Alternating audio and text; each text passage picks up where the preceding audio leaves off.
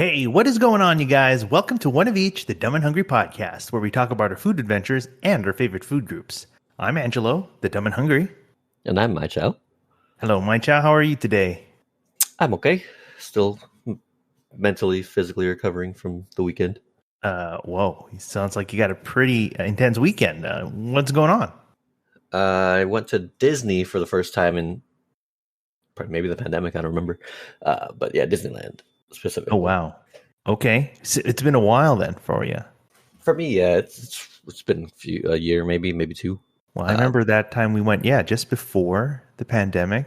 You know, that was a great day, but we were planning to go back and then pandemic. So that kind of changed our plans. That was on Pi Day when they announced that. March 14th. Yeah, I remember that. So sad. Well, you made your return, and what can you tell us about it? It was good for the most part. Nothing too new. It wasn't as crowded, but the Halloween stuff was up already. So the Halloween decor and the fireworks, all the seasonal stuff is there now. I guess. Wow. Okay. Yeah. All right. It's a little early for me, but it was cool. The theme's just kind of getting you in the spirit. Did they get a Spirit Halloween store set up over there? Or? No, but they have many Spirit jerseys. I got it. Okay, great. Well, that's cool. I should check that out. Well, what did you spend your time doing? Since your return over there. So I went with Oli. She's apparently never been to Star Wars Land. So most of our time, the majority at least, was spent at Star Wars Land there. We basically did everything you can do except build a lightsaber. Wow. I mean, that's still a lot to do. Yeah. I'm sure that included, of course, going Rise of the Resistance. The best ride in all of Disney. Fight me. Okay. You actually want people to fight you. Oh yeah, I will die on that hill. Oh, okay. I mean, it is a great ride. Very, it's the best. Very interactive, very realistic, very just immersive. You know. Yeah. Very. And that's so cool. Yeah. Cool. Well, yeah. I mean, while you were there, did you get anything to eat? We got everything to eat. Yeah. Okay. Basically, almost every item on any menu we were able to try. We got the Ronto wrap. We didn't do popcorn, but we did at the popcorn shop. There was also some teriyaki chicken thing that they were doing, so that was cool. Just a couple drumsticks on chicken, or a couple drumsticks and some red food color teriyaki sauce. Ronto wrap. We did that. We did both of those juices at the Ronto wrap place. There was Docking Bay 7. So we had the mousse there, and then they had this weird it was like a pesto ramen kind of thing. I wasn't a fan. I haven't had that before, but it was worth a try. Let me see if I can pull up something here. I just got a menu. I want to see if we got pictures that we can pull above the menu. I think that would be interesting to see. It really would. But overall, that sounded like a lot of things to eat. Yeah, but we got both the milks, the colored milk as it is. I forgot to make a reservation for Oga's Cantina, but we were able to do the walk-up line for it. So that was really? So you still made it? That was very convenient. Well, let's switch over and let's take a look here. Do any of these things look familiar to you? Yes. Okay. There's the two milks, but if you scroll back up, I can't tell from the sizing. Well, we can continue going down. This is just the beginning of the page. This is an older picture of the menu because that dessert they don't have anymore. I'm very sad. I'm already out of date here. Oh man. Yeah, it's. I'm surprised they updated the menu. I have no idea what those things are. This is that Ronto wrap though. Yeah, that's still there. How was that? That's good. They have that, but they also have a veggie thing also. We don't touch that. Yeah, we don't shouldn't even bother talking about it. What is that? Yeah. Sorry. There's that popcorn. There's the juice. So that popcorn was still there? Yeah, that popcorn. It's very colorful. Oh. Yeah. The again, I'm kind of ignorant. The color scheme is supposed to reflect what? Space. I don't know. Space. Okay. Yeah, it's spacey. That drink's still there. That was good. I like the Tatooine Sunset more, personally. Yeah. But you get them at the same spot. That fruit cup, I didn't see either. That parfait looking thing. Mm. Very sad because that Would was you good. touch that? I mean, Yeah. Oh, okay. Fruit is a food group. Okay. All right. Like vegetarian options are not. Got it. How about let's take a look at this. That looks good. I have no idea what that is. Oh, you don't? I thought it'd be on the menu or something, but no, that none of these tuna look poke? What the heck? Okay. Looks like there are other things we're gonna have to try next time we're over there. Apparently. Okay. Oh, it's Disney World. I don't know what's there. Oh, I see. Okay. See, I'm all mixed up here. All right. Well, I'm just gonna switch back and yeah. We'll just say that you enjoyed your time over there. So you spent most of your time in Star Wars land. Yeah, about half of the time we were there was Star Wars. Other food, like they had seasonal desserts, like sundaes and other stuff, seasonal drinks at California Adventure. It was cool. That's nice. Yeah, I mean, again, that was a nice time that, last time we all went out over there, and hopefully we can kind of do that again sometime soon. But, I mean, Disneyland it can be a fun day. It can be very exhausting, and tiring, and, you want to get the most out of it, right? And whenever you're there. It made me miss my days with a pass where you go there for a couple hours and it's no big deal. Yeah. Yeah, do you remember what, I mean, I thought they had something in place and then they kind of took it away again and... They did. I think it's available for purchase again, but I'm not sure. But yeah, there's a magic key thing that they did again. Oh, they call it, this different name now, huh? Okay. Yeah. But fucking let me just that lightning lane thing is a scam. I hate it so much. Now, lightning lane is like the fast pass thing. Yeah, but you have to pay for it and it's annoying, right? I will say, because like the Rise of the Resistance fast pass or whatever, $20 per person, right? Yeah, that's crazy. I mean, they know people will pay. Yeah, that's true. And $20 in general is just like still a kind of an impulse buy kind of number. Yeah, so Disney for sure. You'll drop 20, and you have the chance of getting in to things faster. So yeah, but it will still be another line, just a shorter line. Mm-hmm. So it's not even from the line kind of things. I don't know.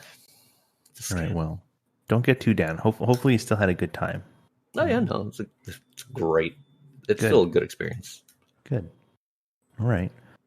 Well, I didn't get to have that type of fun. But I did eat some fried chicken, so that's I guess that's okay too. Hey, that's just as good. Don't you downplay it. No. From where?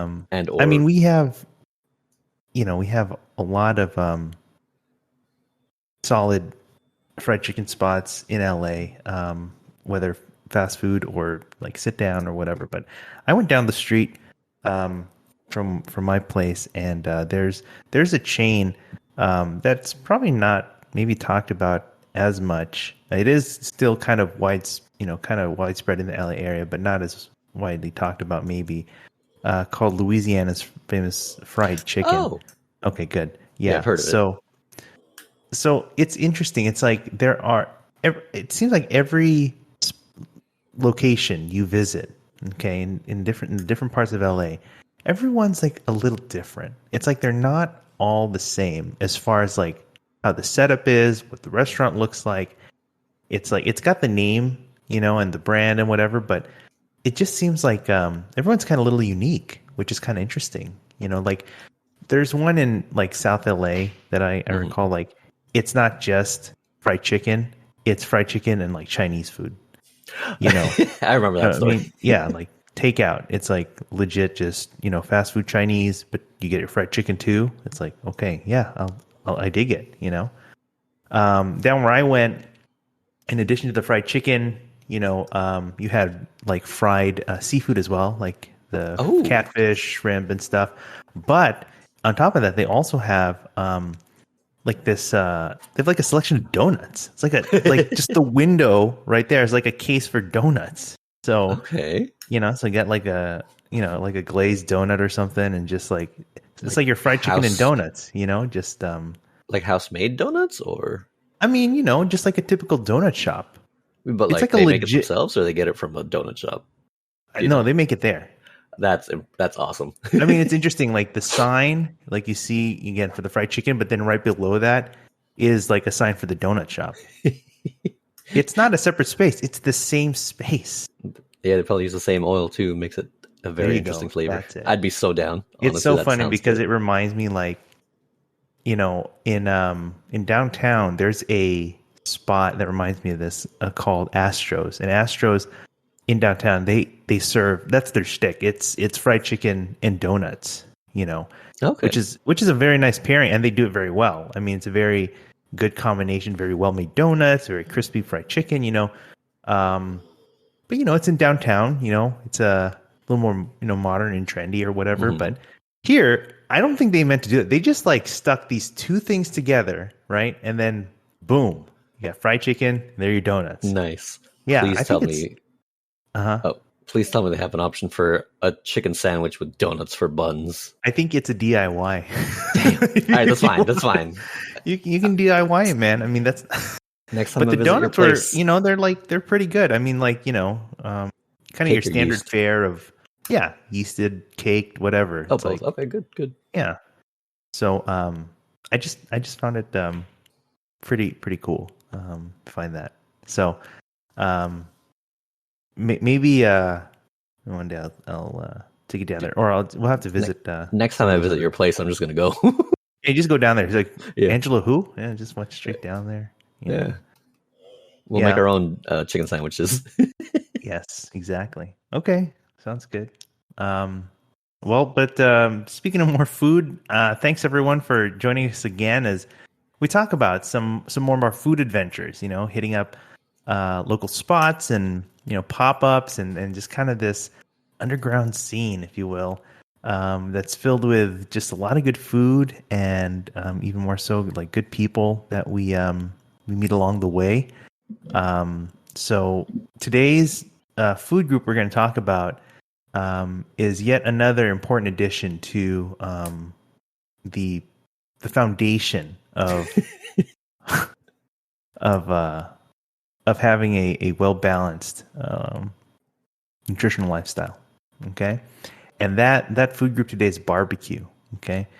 Since the beginning of time, man has found ways to prepare food, prepare meat, preserve meat for consumption. And in one ways is is where we get our roots for barbecue. Okay. It's meat and fire. You have, there are just so many styles and variations that we can talk about. Just with the other types of foods we talked about. Everyone has their own twist and their own take through the whole stretch of history, really. We're talking about things like even like asado, again, meat over fire, even like churrascaria, Brazilian barbecue. We have barbacoa, even with the Filipinos, the lechon, right? Oh, right. That is a barbecue in itself. Not just talking about those skewers as well, right?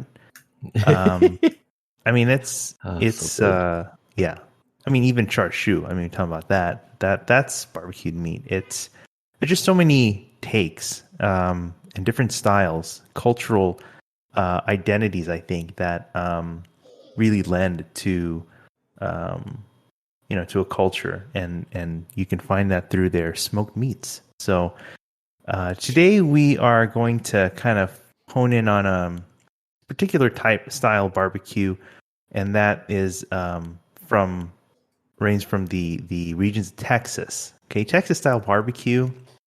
We kind of talked about this from a previous episode with Ragtop Ferns, and getting that introduction of what that is.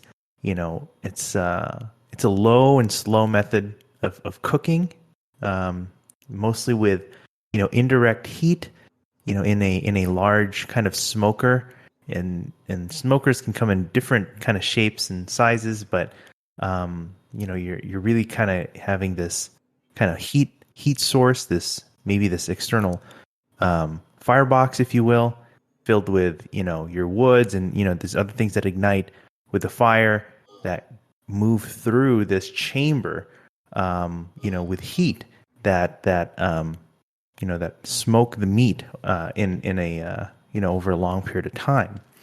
And Texas is probably well known for that kind of style.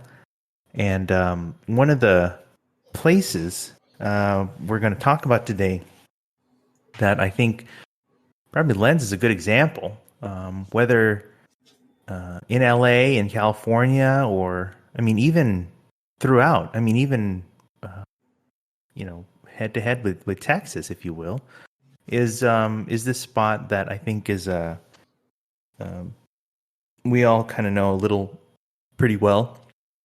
That's Moo's Craft Barbecue, and Moo's, is a very interesting. I don't know. It just kind of came on the scene to my eye, and again, I was kind of on that ride already. We had ferns. We've even visited places like Ray's in Huntington Park, among others, at Bloodsoe's and other places. But I think Moo's was probably kind of that moment that told me, man, this is really dialed in, for this type of style of cooking, from this type of region, and it was something that was something pretty special. I'll just play something here in the meantime here, just to give you an idea of who we're talking about. And this video is from a guy named Kevin Kelly, and he has his own kind of just whole collection of interviews and videos that he's done of barbecue throughout the country, if anything. Just all around, talking to people in the game of barbecue.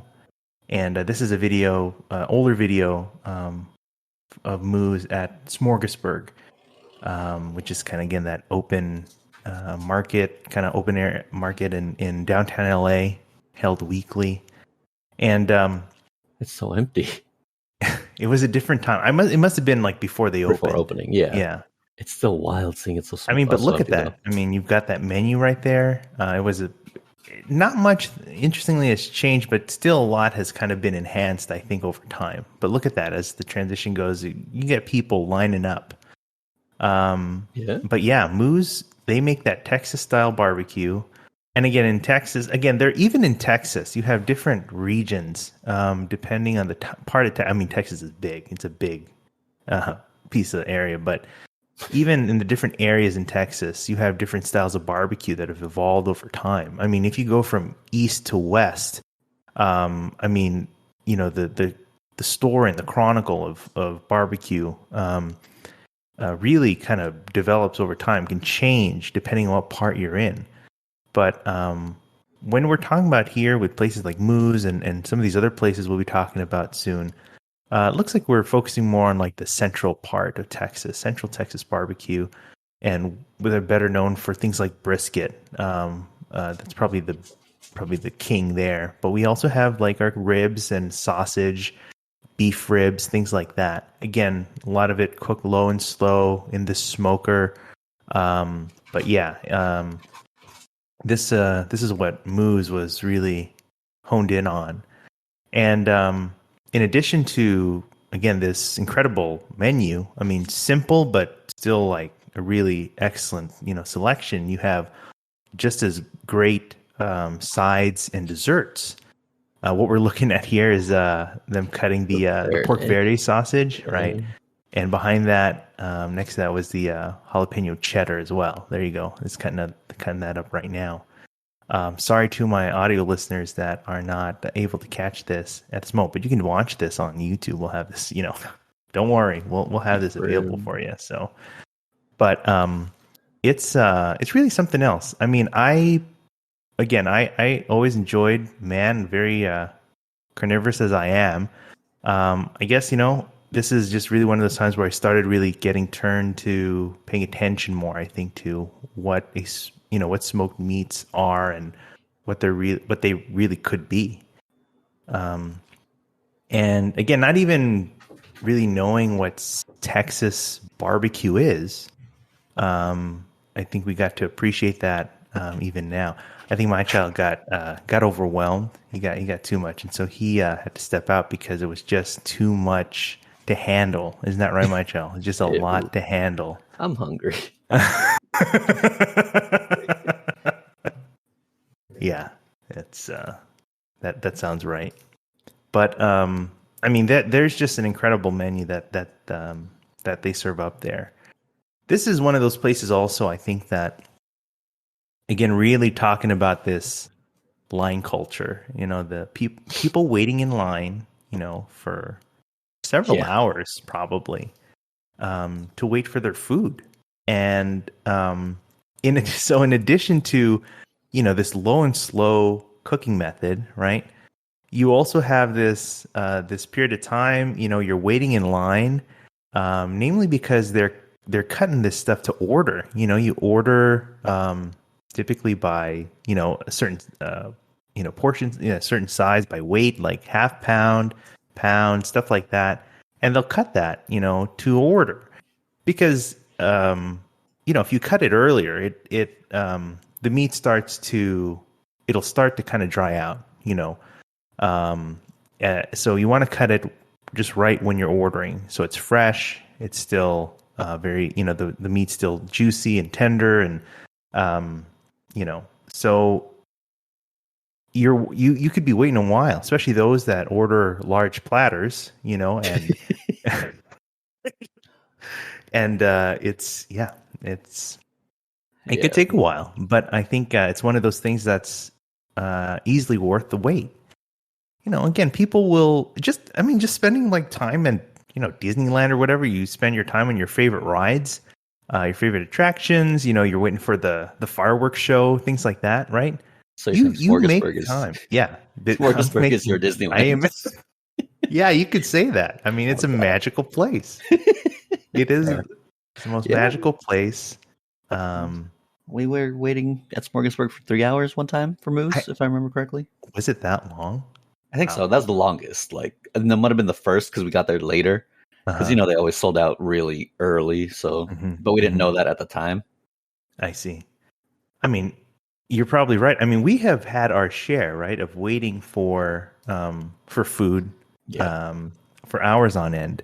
I mean, again, I think it was just one of those things that there's just something you were just looking forward to, Sure, people might say it's silly, your time could be better used elsewhere, but again, it's your time, it's what you decide to do with it, and again, it's something that you in the end, there's something that you look forward to, something that you enjoy, and in this case, it was barbecue, which I very much look forward to.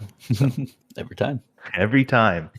So, the team really behind Moo's Barbecue is this lovely couple, Andrew and Mychall Munoz, and we just got something here too. Again, from Kevin's stuff. He does these interviews again with these guys. So there's Kevin on the right and Andrew and Mychall there being interviewed, and I mean these are guys from East LA, and they started back in like 2017, just doing stuff in the backyard, these backyard cookouts, like we've been kind of coming across and talking about. They did a lot of the same. I mean, they enjoy cooking for themselves, for their friends, and they weren't necessarily at the same level, back then, but they made something that was really good already. And over time, it just continues to get better and better, So I, thankfully, they had a lot of support, and people kind of encouraged them to keep going. And I mean, that's brings them to where they are today. Really featured in, I don't know, seemingly countless lists and publications, and best ofs and so on, and things like that, and in really a style of barbecue that hasn't really come to light in LA until, the last, I don't know, 5 or so years, something like that. Maybe a little longer, but maybe not as long. I mean, California has their own history of barbecue. Don't get me wrong. But again, bringing that kind of Texas style to LA, just something that, I don't know, just people kind of have been doing maybe on their own, but this is one of the places that added to the scene and really brought it, to light.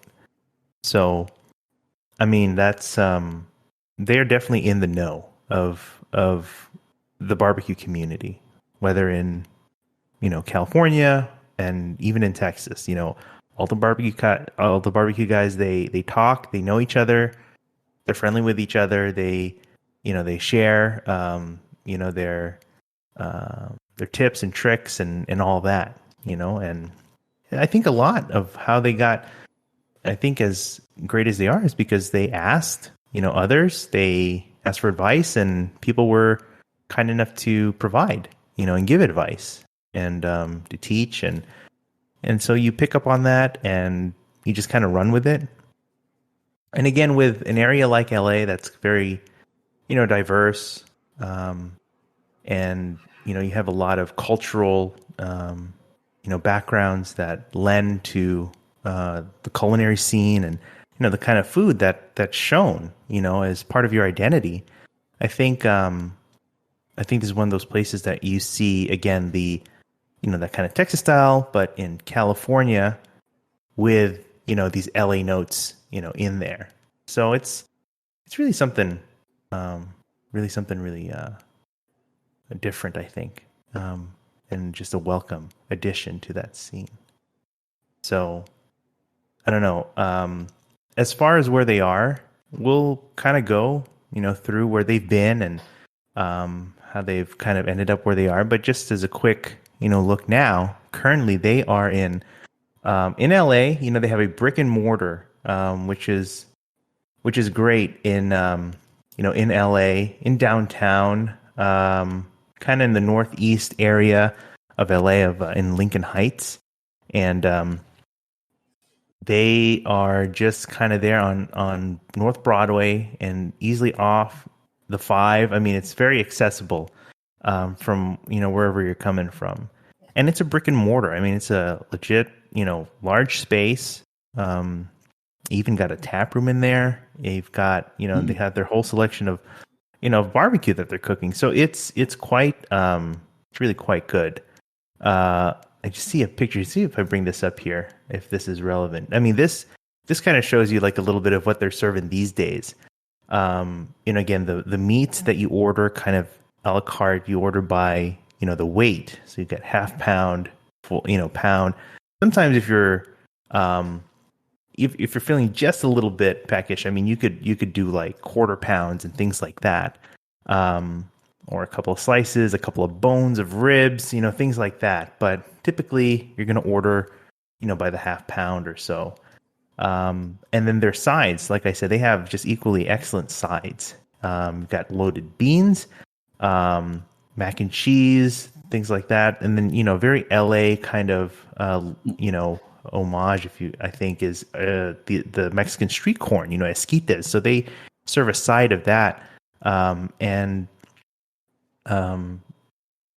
it's I just keep saying it's really good, and because it is, it is, yeah. But then you see that there in the menu, the El Trio, which is known as the Texas Trinity. That's brisket, ribs, and sausage. That's what you're usually going for when you're trying out Texas barbecue. And then they also got this burger that they added to the menu, which we'll look at later.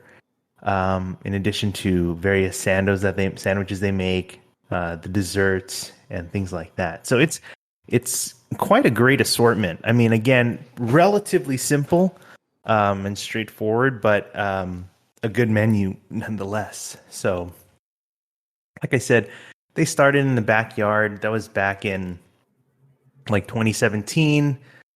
And then they made their way to Smorgasburg, where they stayed there for a couple of years before they found their brick and mortar around 2021 or so. But this is one of those places I really can't remember pinpoint like the singular event where I found out about these guys. I mean, like I feel like it's just been there the whole time. Like it's been there forever. It's like I can't go back far enough to figure out how did I find out about him? Was it a news article? Was it like through Eater? I could say I'll mention, our wonderful friend Abe. And Abe is again he's this guy that's in the know of barbecue and good eats. And if you don't know Abe, you need to get to know him. He's a really good guy, and one of the nicest people you could hang out with. And I was lucky to join him on, meet up with him to eat good food, go on some adventures with him. So if you want to find out about good barbecue, particularly you want to go to Abe. Yeah. But how would you go about that? He has a podcast? He does. He has the I Crush Barbecue podcast. So make sure you reach out. Again, we'll kind of have that later in our notes and stuff. But yeah, I can't remember if it even was him, but I know he was following them too. Abe is an expat from Texas and moved to Southern California and been here for a few years, several years, and I mean he just found a lot of the places that we know now that were originally like underground and just kind of in this pop-up scene, including Moose. So we'll see Abe again, as we talk about more of these types of places. But as I kind of go through some of these places, I kind of have to be reminded again of some of the events and places that times that I visited, and that would be through like the pictures and things that I've taken. But way back when we had we still had like Instagram and still do. I mean, still wait. It's not gone. Sorry. still alive and well. But it just feels like ages ago, I think, when I first again talked about these guys. But this picture here, there was an event at for Smorgasburg, but it wasn't at Smorgasburg. It was called Pop Up on the Pier. And this was Smorgasburg at the Santa Monica Pier. And I think they had started doing this they had done this for like a few years or something. A particular Saturday, a particular weekend or whatever, they would have a handful of their vendors. Maybe not everyone, but a good offering. I mean, this is a good list right here. Yeah. But they had. I think this was my first. Time I visited and tried Moose. So it wasn't even at like Smorgasburg where they are typically in downtown. It was all the way out here in Santa Monica. Dang. So I don't even have pictures of like the pier or like. Why would you need that? Yeah, the scenic view. It's like my view was just this. Yeah, and that's all you need. That's all. And it was kind of a rainy day, kind of a overcast, a little drizzly or whatever. But there was still quite a line, still people lining up, and I don't remember how long I waited. It could have been probably at least an hour or something or so. And I still got my, my brisket, my ribs, and a couple of sides at the beans and mac and in there. You can, even if I look here. I mean, again, not to our audio listeners, but I'm looking at the pictures here, like that. Those beads of that's like from the drizzle. I mean, that's I was eating outdoors and all that. There were other things I tried that day. I don't quite have them offhand, but I remember this was like the reason I was going to Smorgasburg all the way there that day, and it was worth it. I mean, I really enjoyed it. Again, we had already had the likes of, like Ragtop Ferns and other places, but like having this again now as like an additional like place is like, whoa, this is really something else, something I can really enjoy. And so, as they started, I think in the backyard, I never had that chance, unfortunately, to kind of hang out with them there. But, this was around the time now when they were, again, like making appearance at Smorgasburg and doing like more breweries. So a lot of these pop-ups like we're coming across, they are doing their circuit with the breweries, they're, and for something like barbecue, I mean, like that pairs beautifully with, with beers and stuff like that. Supposedly. Yeah, exactly. Supposedly. I don't quite recall. I want to say there was a time. Yeah, there was. This was a visit where I think I had just learned about them and that they were doing like these pickup orders or I don't know. So I'd taken this to go, and just knowing that I would have something this good to have at home was very exciting. So again, more brisket, ribs, and these sides. There's you have an iteration of like the esquitas here on the top right here. Yeah, I mean that's something that they do really nicely. I mean, it reminds you like directly of like the street corn, just like in this this other form here. So that was quite good. I mean, I miss it. Well, you don't have to miss it. I mean, you just visit the brick and mortar. I mean, I'm just remembering those days, just like, having that food, that kind of quality, I think, that, and that style, it just, was quite good. I think this picture here, like, kind of reminds, I can't remember if this was the one. Let me check right here. There was they were doing their circuits at the brewery. So there was a brewery, I want to say it's Arcadia. I could have looked this up easily. It's a place called Mount Low Brewing. So, those are the places where I'd remember that, they would... Arcadia. Okay, good. That you would wait for, a couple hours, wait in line, and it's just, you have these things to look forward to. These are one of those times also, again, like whether it's pop-ups, but particularly with, Texas barbecue, that you are, people are limited, to the amount that's being prepared for that day. It's, if you run out of brisket, it's not as easy as like, hey, can you just like make more brisket? It's like, no, it'll take another like 12 to 16 hours to make that. It's like, it's not something you make just like that. Again, it's low and slow, it lives up to that name. So once they're out, and you'll find that too, again, with these types of barbecue places in general, like, not just because they're a pop-up or whatever, and not only because of that. Turns out also this day, I think this was like also the same day that I got to Goldburger for the first time.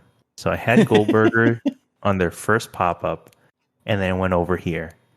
I'll have to fact check myself on that, but I think that they fell on the same day. So from one pop-up to another, and that was a good day. Yeah. Only two, huh? I mean, there's probably others in between. I'd have to look back. I was definitely more active on my stories, and I could probably easily see like what I was doing that day. But those were the two big hitters. I'll tell you that.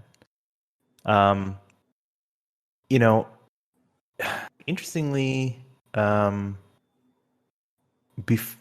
that time, I think there's an article I think I had looked over and I wanted to bring, because again, with all the, with the popularity, I think, and the what comes up really is all the attention, right? You have good and bad. I mean, they say like any press is, good press, good or bad, but obviously bad press I don't want to say bad press, but that exposure again.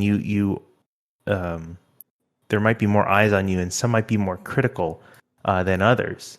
And we've seen instances of these where, like I'll show here, there people notice and they can complain. Okay, they're not happy and they're not as supportive as some other people, and in this case, it kind of led them to kind of being shut down for a while.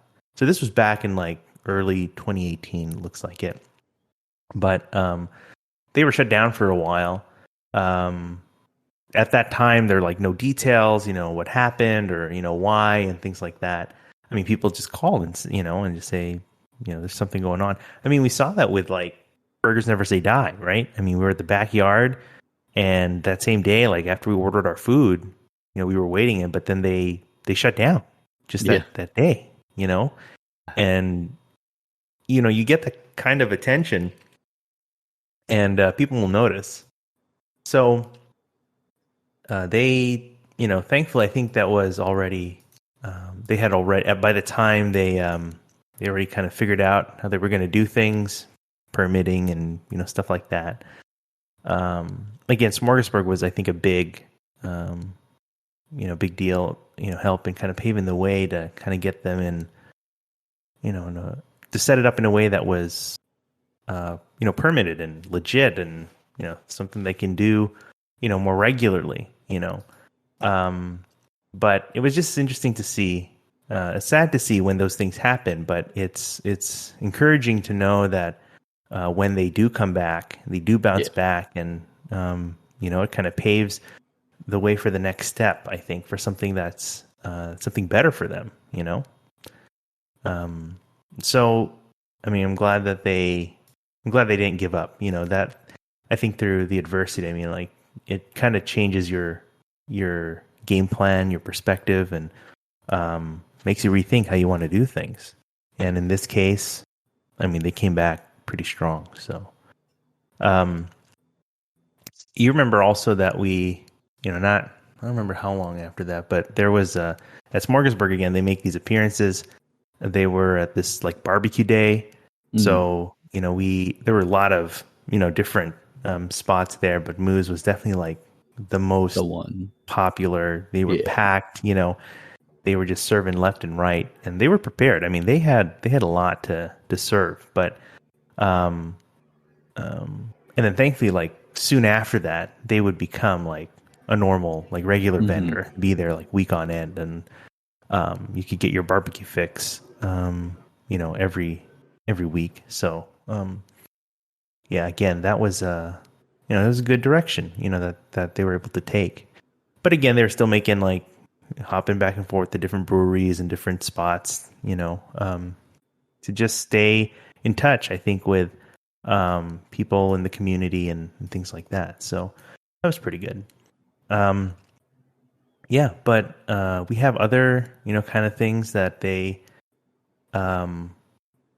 would put together, and there's one thing I kind of came across here or remember now, that there was a time I think we were at Smorgasburg.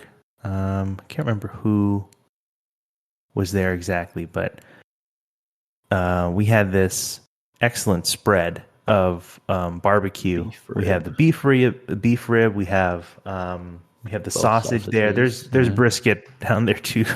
Don't you worry. And we like demolished that. I think this was like the aftermath. I mean, it's always the aftermath. How dare you? I mean, we went pretty. That was with John Carmen, Wendy, and Daniel. I see. Yeah. Here's the before. This was the before. Yeah. So there's that first plate. There are the ribs, the brisket, and the pork ribs, the pulled pork as well. The esquitas, even some flour tortilla here. This day, I remember. We will talk about them subsequently, but Heritage Barbecue was out there helping them out. Heritage Barbecue was going through their own story as well, and they're good friends there. And yeah, they came out at Smorgasburg. They were cutting the meats and doing all that, helping them out. So that was this kind of their little deal there. So we had a nice spread, and I was very happy, very grateful to kind of take part of that. But clearly, again, you saw the after, so that was clearly well enjoyed. Okay, so no problems there. But yeah, I mean, we as they kind of go along, again, they are becoming more regular. They're becoming part of Smorgasburg. They are still making the appearances at the breweries. I think one what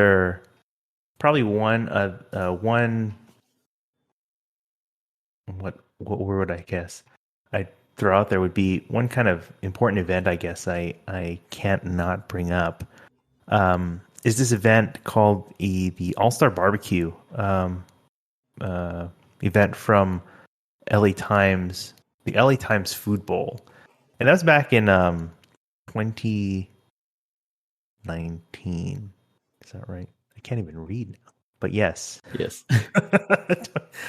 And that was a very interesting. I mean, that was such for me, for someone who has only been like exposed to like Texas barbecue and smoked meat of that kind for a relatively short time. I think this was like really a gathering, a pretty epic gathering from different parts, of the country, coming together in LA in this one for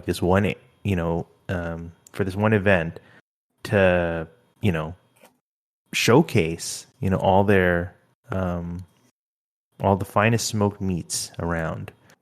Probably one of the biggest names you would probably come across would be Aaron Franklin from Franklin Barbecue, and he was there among many others. I mean, that's there was him. You had you have Sam Jones from doing Carolina style barbecue. It's like the whole hog kind of barbecue. There's also from NorCal, Matt Horn from Horn Barbecue, which I've still yet to visit, but he was there at the event and he was serving up, I think it was oxtail, and I still remember that, and I enjoyed that a lot. And he was a very nice guy. But and among others, so many other like personalities and people well known in the barbecue community coming out for this one event. And among them was, Andrew and Mychall, and, the whole crew at Moose was out there. And they were serving up, something pretty cool. They were serving up like tacos here. You kind of have these these brisket tacos with, man, you kind of see a little bit of this cream, a little bit of, kind of crumbled cheese. And I think that was, someone has to fact check me on this. I think it was like pomegranate or something on there. So it was something that was like had a little bit of crunch, a little bit of with a burst of flavor in there. And then their like pork verde sausage as well.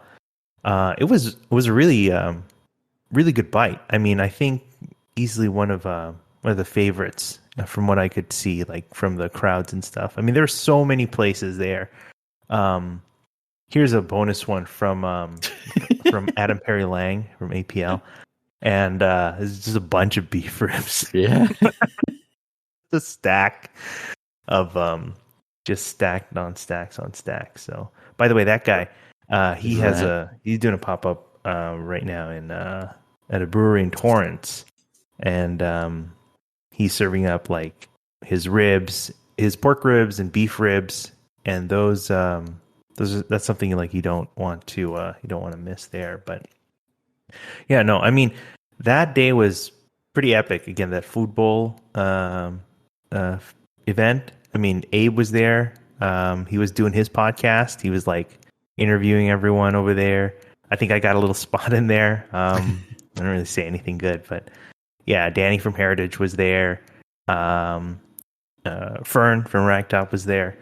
But what was cool though, although I didn't get to really step in there. I mean, you could see there's the other area where everyone's doing the cooking. You have this whole line of like smokers, something that you don't really see in LA. That's not a typical scene. All these like, 500,000 gallon smokers, like kind of all lined up near each other, just like filling the whole city with smoke. I mean, look, we got a smog thing going on, but I mean, I think we can make an exception for something as, pretty incredible as this event. So, that was very enjoyable. It was a good day.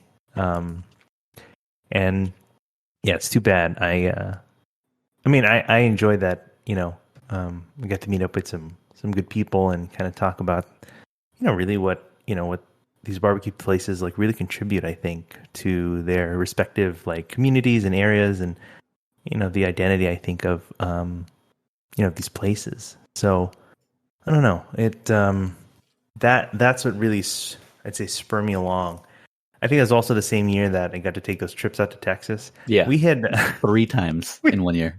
Actually, the week I think it was the week before, we had just come from John's bachelor party. So. Yes. Even yours. Oh, wait a minute. Well, it was his bachelor party, but my food crawl. You're planning. Yeah. So honestly, it was just you.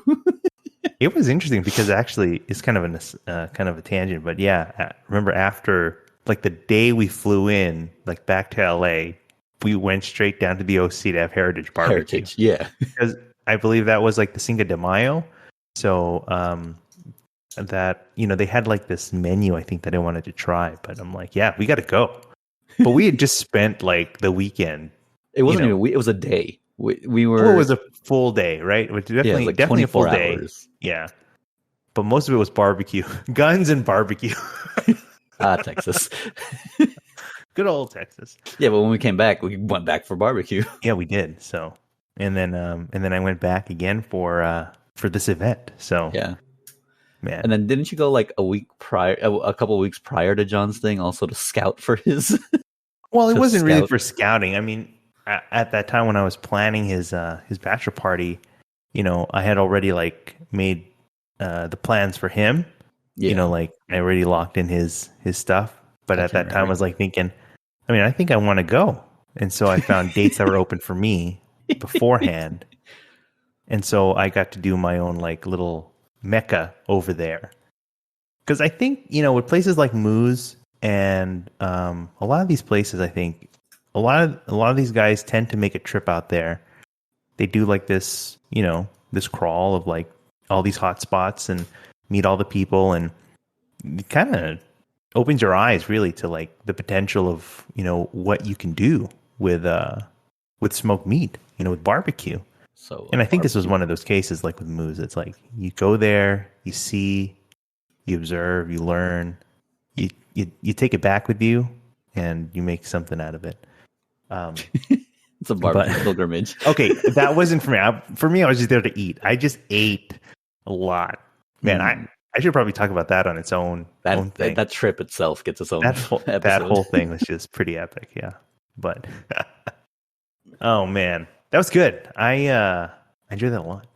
So, but moving right along, as they continue to pop up, Moose and make their appearances, and gaining favorites of the public, they just continue to pop up. And there was one that I wanted to also bring up. There was another time that we had gone, Mychall, if you remember, it was pop up in Echo Park. Yes. Or was that actually a bakery at this spot? Hidden. Yeah, kind of a hidden spot, but by Valerie Gordon from Valerie Confections. Makes these very high quality, very good pastries, and there was a pop up there, and we went with Jamie too. Do you remember that? Yeah, I remember the day and the place. Yeah. Okay, you remember Jamie? Yeah, of course I remember Jamie. But is that pastrami brisket? No, it's just regular brisket. It's just that I think the time of day we went there like towards the evening. Uh-huh. So okay. the lights were coming down, and Yeah. it was hard to. And I wasn't smart enough to like get my own external lighting, and I still don't sometimes. But so this particular one here I'm seeing came. I think like there was a car headlight literally shining on on its way, and I like used that. Let me capture this now. I mean, if it works, it works. I think it turned out okay. So this is like, this is fun. This is like a really stuffed tray. This is like a relatively small tray, but it's like stuffed.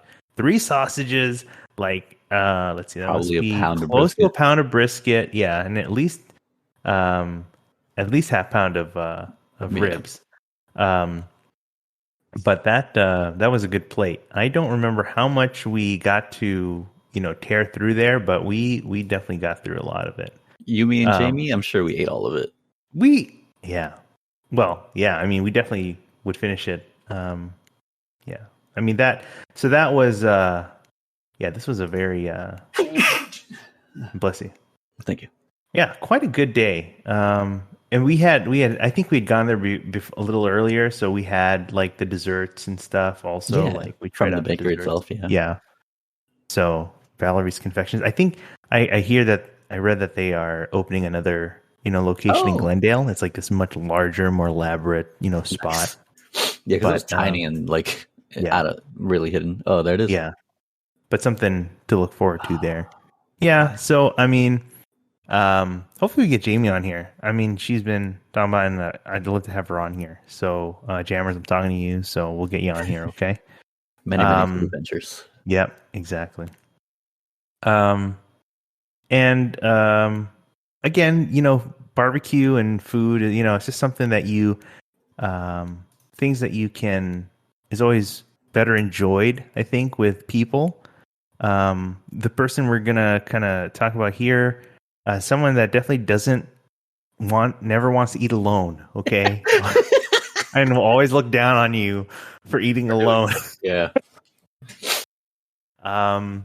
Well, I mean, just there's a day here we met up with Tomo and Kanara too, and I don't remember how I convinced them to join me after, but they'd come from wherever they were and they met me down here at Smorgasburg, and I don't.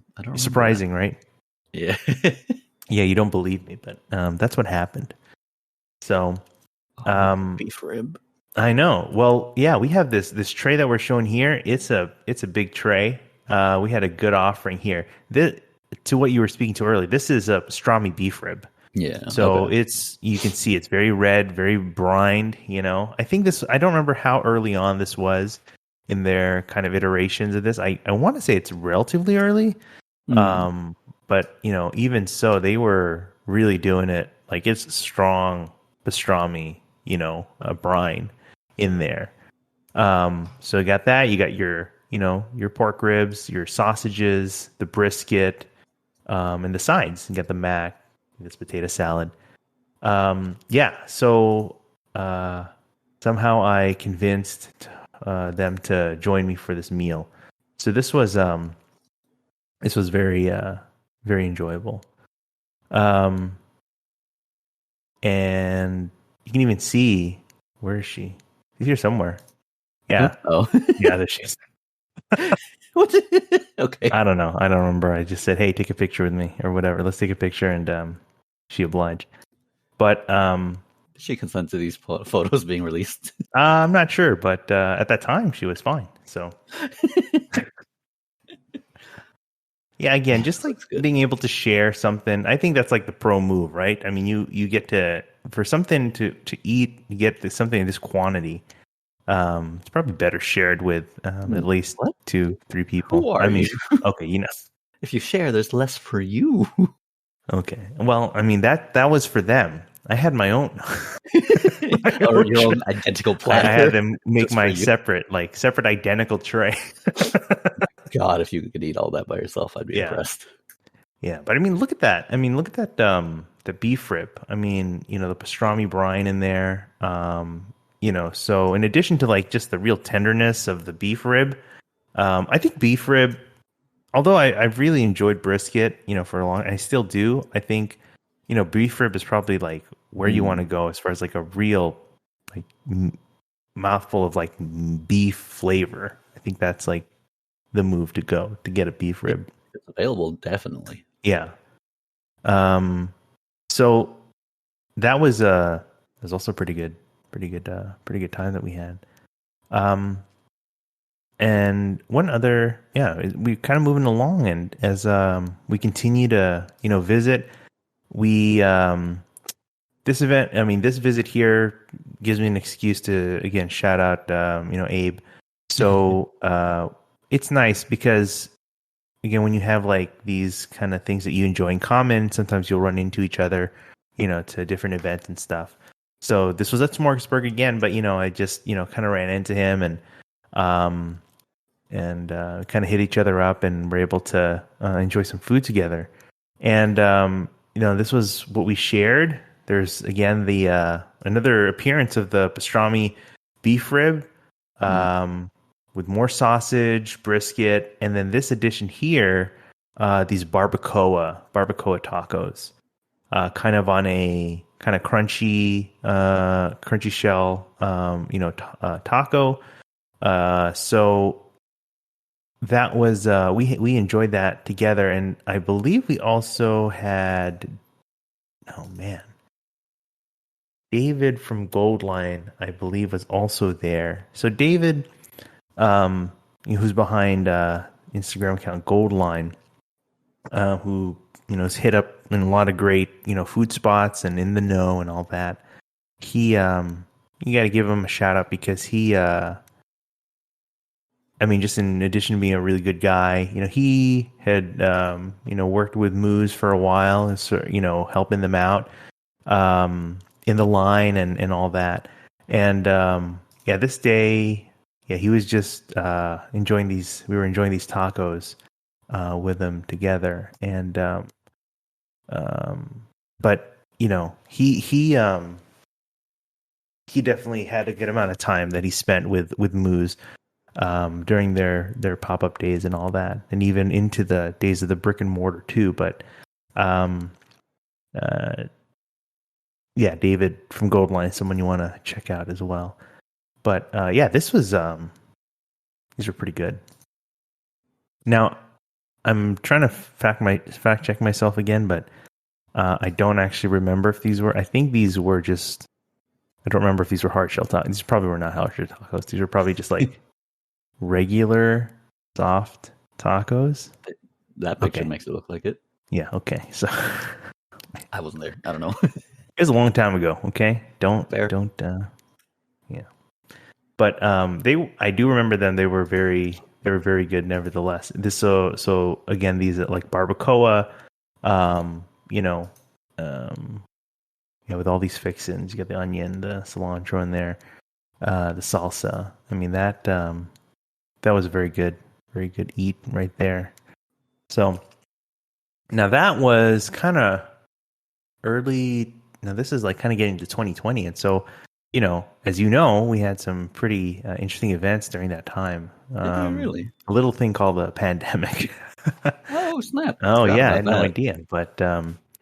So again, just as we've come across with a lot of these places, the pandemic really changed a lot of things for, how people, served up food and, got to do their business and things like that. I mean, Smorgasburg, among everything, including Smorgasburg, was shut down. They had to close pretty much immediately, once that call was made. And, a lot of these vendors that make their living, from here, including Moose and many others, had to think about what they were going to do next or how they were going to do things. So thankfully, like for Moose, they, got this space at a prep kitchen in downtown, and they were able to, where they would prepare their food, but now they could serve kind of out of that space too. So you'd be able to like order online, kind of make a little, kind of reservation time slot. You order, what you want, and then you come to this that space. It was in downtown LA, like kind of where is that? Like kind of near the Arts District, I want to say. But but you'd pull up, you'd like text them, like let them know, hey, I'm here, what you're driving, and then they'll come out with your order, and then you would just take it with you. So on the road. So they had done that for a while, while they were, for the pandemic. I mean, that's kind of what they were led to do. Thankfully, they were able to think of something and make it work. But that was a big change, right? That they had to make. Yeah. So it was kind of tough, but thankfully, places like Moose figured it out. I mean, this is kind of what we were looking. Oh wait, no, that's not that. We are looking right here.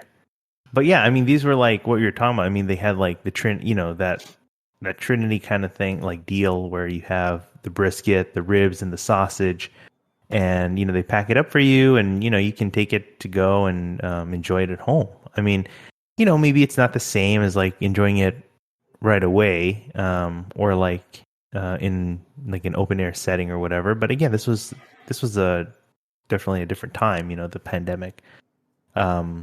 So, people had to kind of rethink how they, wear and how they interact with people and keep their distance and things like that.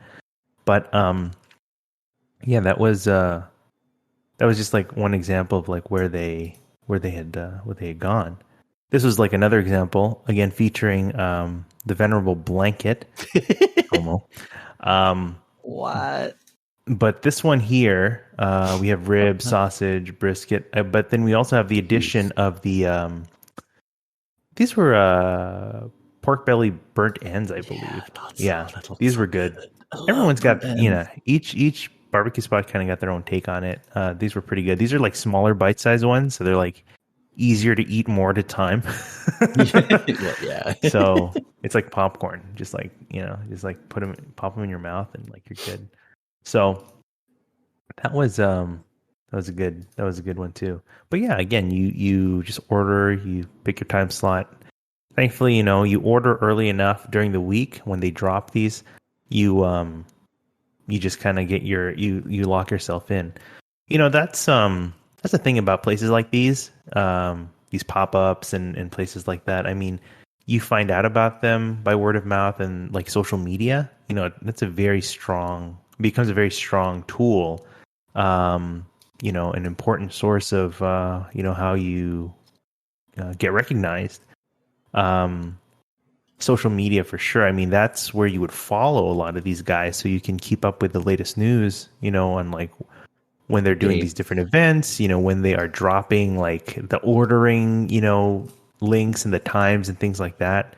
You'd have to just, keep yourself at the ready so that when it's when they're there, then you go in, you order, and then you're locked in. Because otherwise, you miss out. Again, just like even in IRL. I mean, if you show up later, I mean, you get you kind of you might lose your chance to actually get something that day. So yeah, that's something to keep in mind. There's one other thing I wanted to bring up here.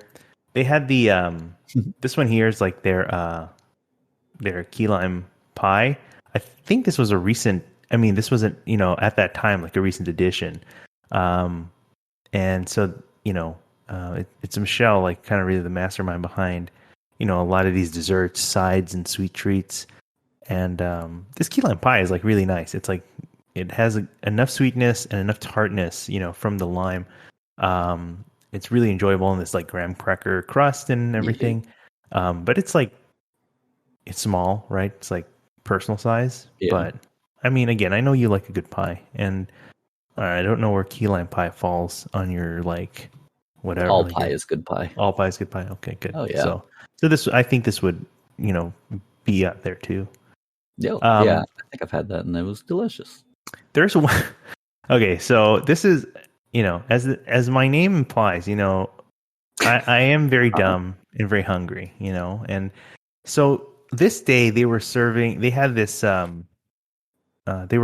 like beef cheek, and it was like on their special. So yeah, I was going to order that. And they were also serving it with these flour tortillas from like a Texas-based spot. If I remember the spot, I'll put it down in the notes. But there was a spot that they got these flour tortillas from. I think we were talking about flour tortillas. Yeah. Oh yeah. And these were the real deal. I mean, like these are not your supermarket style whatever. I mean, these are just properly made, just like nice, soft and pliable, and just really nice chewy tortilla.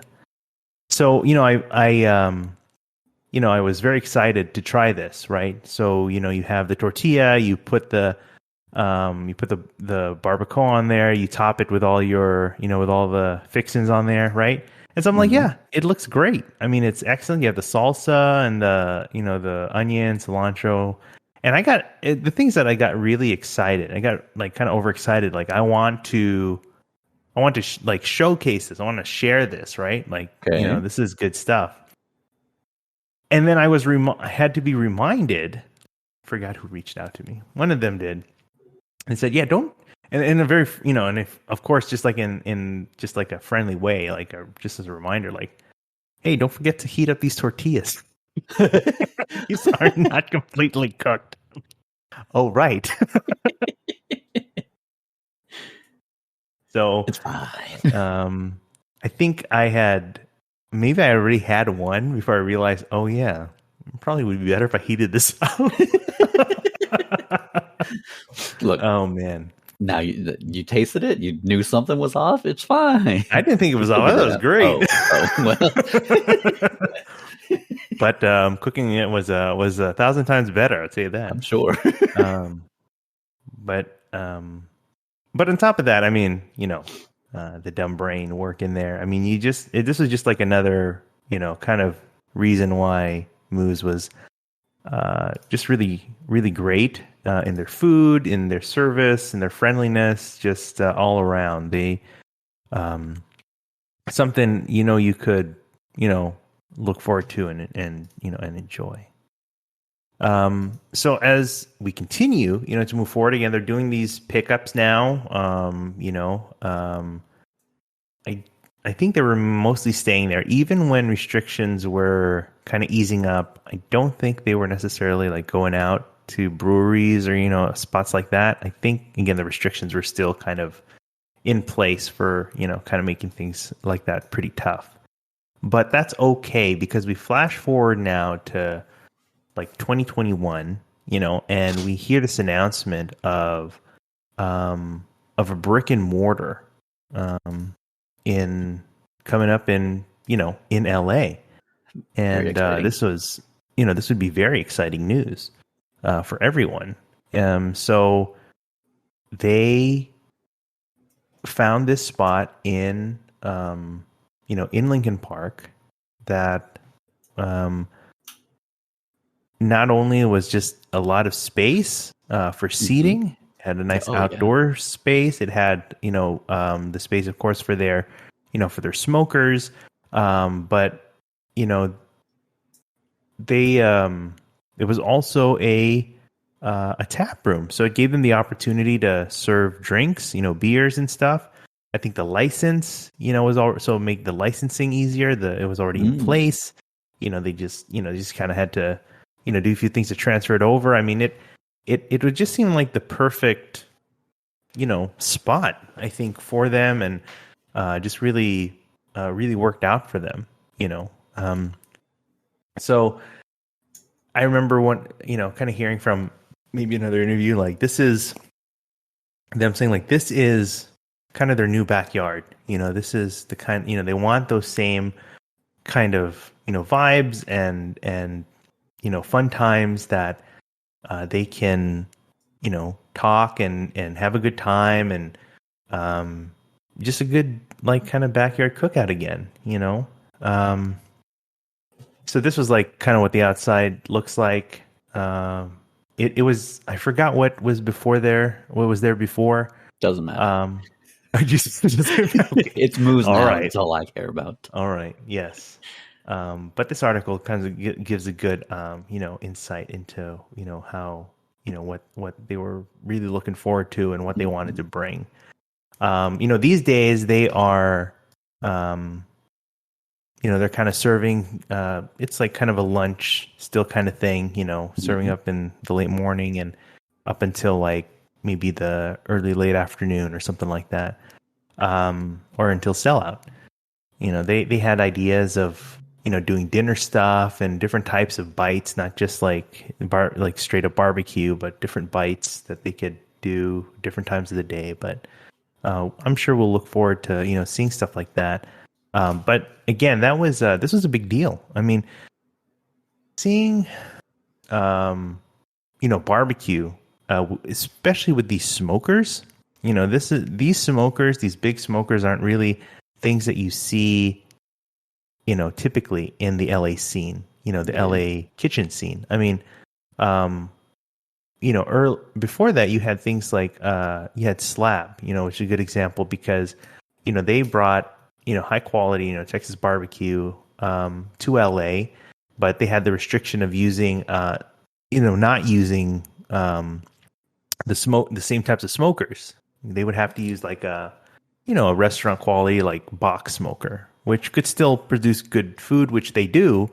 But again, it's still a different technique, a different style, or whatever. But they still make a good product. But in this case, with Moose, we see the use of their smokers in the restaurant, and being able to use them pretty much how they want. The permitting goes through, it's all squared away, and then they just use it, So behind, you have the restaurant, and then kind of in the back, it's like a small kind of parking areas where they kind of park their smokers, where they do all a lot of the cooking there. But it's just really incredible to see, as we've talked about even in previous episodes, like where people start off, small, and then they get the recognition and pop, the catch the public eye, and they get the support that they need, that they move forward to like these bigger steps. And I mean, this is a big deal, right? I mean, this, for them personally, LA, for, what it means to have Texas barbecue in LA, that kind of thing. I don't know. It's really almost inspiring, kind of series of events and story to see. So yeah, that's again out there in Lincoln Heights, not too far from from downtown proper or whatever. I mean, it's just a stone's throw away. But we had gone out there, I think. Well, they had opened like in late May of 2021, I believe. Is that right? Yeah, it was last year. And thankfully, we had gone out there not too soon after, and we had a lot of the friends come out there, and that was a good time. I mean, it was also nice because again, this was a time when we hadn't seen a lot of each other, because of the pandemic. We had been, chatting and texting and video, whatever, but we didn't really have a good chance to really see each other, out in real life, IRL. But this was that time where we could finally do something like that again, right? Getting one step closer to whatever we consider normal these days. But this was like one of those times.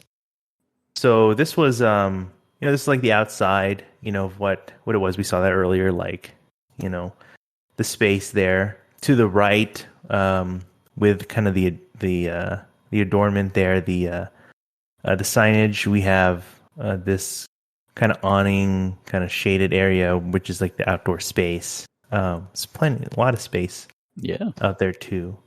But as it's next to like this coffee shop. It's next. It's next. Jeremy. Yeah. Also, there's a carnitas place like not too far away. That's also like pretty good. Side note. Yeah. I think this was like before they opened, but you can see again they're smokers. This is like in the back area. this is like the other side, right? So this is like the front side, right? And there's this like shaded, that covered area on the right, and then we're here like on the opposite side, just right behind, and you got the smokers there.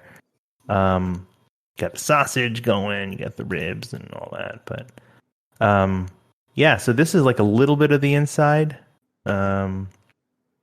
So to this counter space here, like towards the left, is where the counter for, where the tap room stuff are, right? Where the beers and the taps are. So people can sit along the counter, they get drinks and things. And here's some like stuff of the outdoor space. Yeah, it's just a really nice, really good space. Here's a preview from the outside looking in.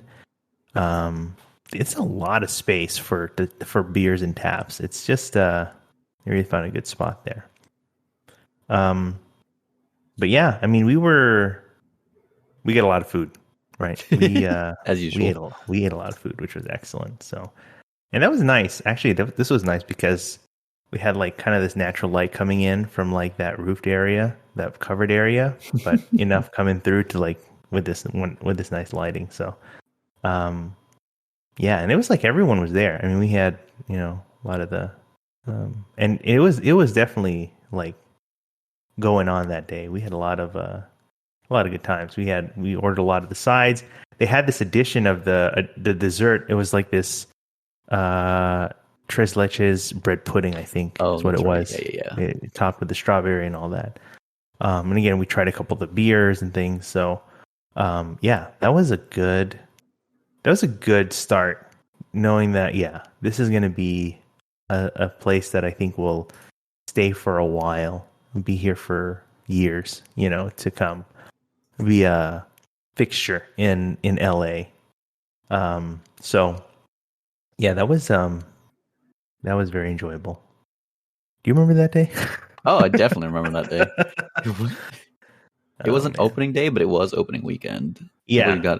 Was it the Saturday or the Sunday? It was the Sunday. Oh, it was Sunday? Okay. It was a Sunday, I remember. All right. Because Tomo and Kanara met us there after church. Oh, sure. Mm-hmm. Yep. So, yeah. So that was it was a good day. Good. It was a good day. And so, I think that was like our visit, to that spot together. But, I would make a few trips for myself after. Same. So it was, but again, as they go along,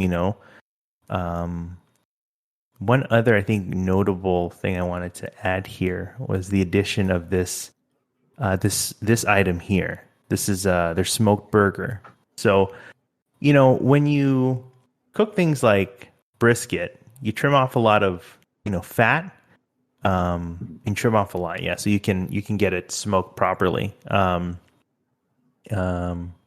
And so often a lot of those trimmings can be like discarded, but if people are motivated, I guess, or want to repurpose, they can use it for things like the beef tallow, that you can use for cooking and other things. Yeah. But you can also grind this stuff up and make things like burgers.